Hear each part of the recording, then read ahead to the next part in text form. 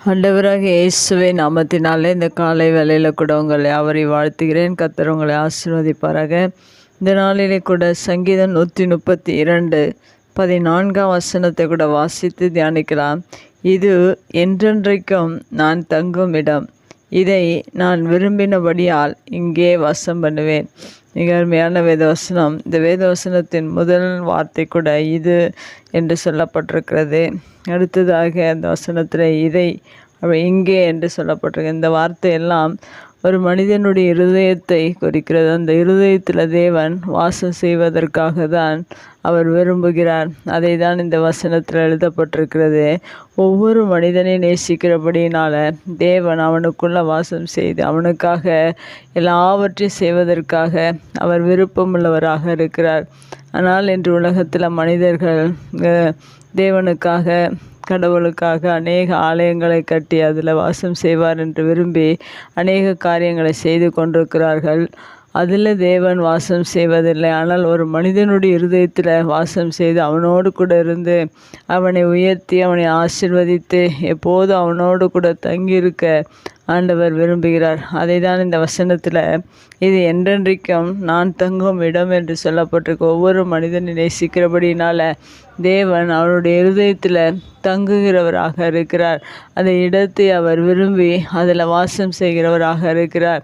தேவனுக்காக நம்முடைய இருதயத்தை கொடுக்கும்போது தேவன் அதில் தங்கி வாசம் செய்து அவர் விரும்பி நம்மோடு கூட இருந்து நம்மை நேசித்து நமக்காக எல்லாவற்றையும் செய்கிறவராக இருக்கிறார்.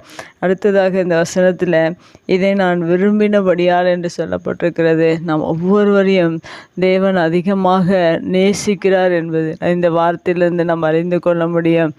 ஆனால் மனிதன் தேவனோடு கூட ஐக்கியமாக இருப்பதற்காகவோ தேவனை அதிகமாக விரும்புவது அநேக மனிதர்கள் இல்லை.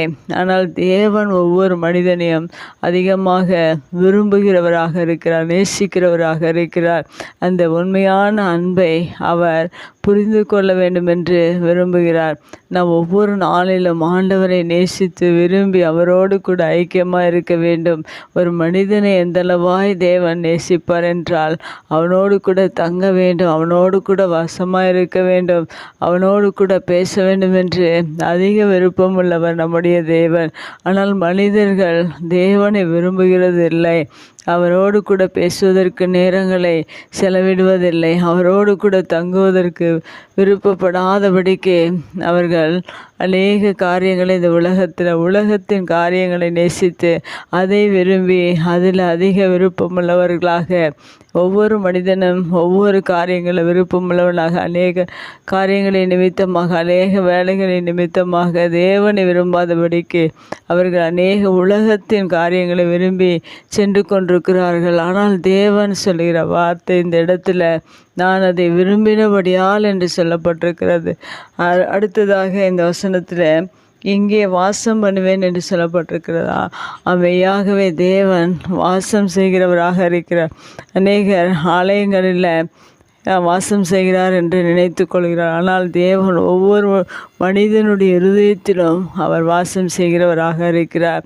நீங்களே அந்த ஆலயம் என்று வேதத்தில் எழுதப்பட்டிருக்கிறது.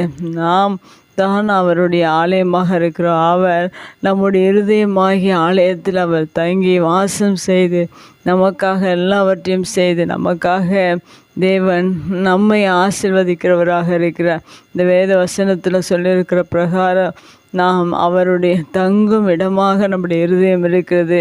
அவர் விரும்புகிற இடமாக நம்முடைய இருதயம் இருக்கிறது. அவர் வாசம் செய்கிற இடமாக நம்முடைய இருதயம் இருக்குது. இப்படிப்பட்ட தேவனை நாம் அவருக்கு இடம் கொடுப்போம். நம்முடைய இருதயத்தில் இடம் கொடுத்து அவர் தங்கி வாசம் செய்து நமக்காக எல்லாவற்றையும் செய்வதற்காக அவர் விரும்புகிறபடினால உங்களுடைய இருதயத்தை இந்த புதிய நாளிலே கூட அவருக்கு ஒப்பு கொடுப்பீர்கள் என்றால் நீங்கள் அவருடைய ஆலயமாக மாறுகிறீர்கள், அவர் தங்கும் இடமாக மாறுகிறீர்கள். ஆனால் மனிதர்கள் அந்த இருதயத்தில் தேவையில்லாத காரியங்களை, தேவையில்லாத சிந்தனைகளை, அநேக காரியங்களை, தேவையற்ற இந்த உலகத்தின் காரியங்களை சிந்தித்து உலகத்தின் காரியங்களை அதிகமாக நினைக்கும்போது தேவன் அங்கு தங்குவதற்கு இடமில்லாமற் போகும். ஆனால் தேவன் விரும்புகிற பிரகாரம் நீங்கள் வாழ்வீர்கள் என்றால் உங்கள் இருதயத்திலே தேவன் அது தங்குமிடமாக அவர் தெரிந்து கொண்டு அதை விரும்பி அதில் வாசம் செய்கிறவராக இருக்கிறார்.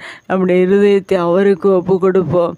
தேவன் நம்மோடு கூட வாசம் செய்து நமக்காக எல்லாவற்றையும் செய்வார். கண்களை மூடி ஜெபிக்கலாம். எங்கள் அன்பு தகப்பனே, இந்த அருமையான வார்த்தைக்காய் நன்றி செலுத்துகிற இந்த வார்த்தையின் பிரகாரம் எங்களுடைய வாழ்க்கையில் நீர் ஆண்டவர் எங்களுடைய இருதயத்தில் தங்கி வாசம் செய்து அதை விரும்பி எங்களோடு கூட இருந்து பெரிய காரியங்களை செய்வீராக. இயேசுவின் நாமத்தில் ஜெபம் கேளு நல்ல பிதாவே.